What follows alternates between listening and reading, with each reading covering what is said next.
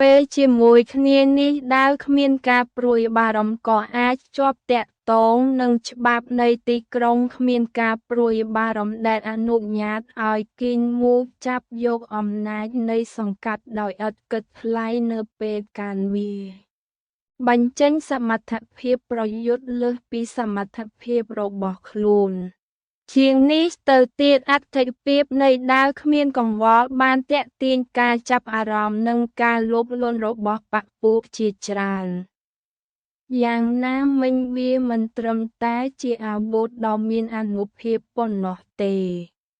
ថែមទាំងជានិមិត្តរូបនៃបេតិកភណ្ឌកាយហាំងផងដែរ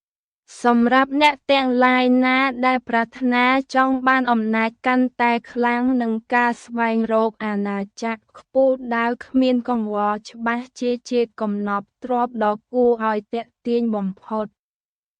ពេញមួយវគ្គនៃរឿងប្រលោមលោកដើមដាវគ្មានកង្វល់ក៏ក្លាយជាបន្ទះសៀគ្វីដ៏សំខាន់មួយរបស់គីងមូក្នុងការតស៊ូនិងការដោះស្រាយជាមួយបក្សពួកផ្សេងៗ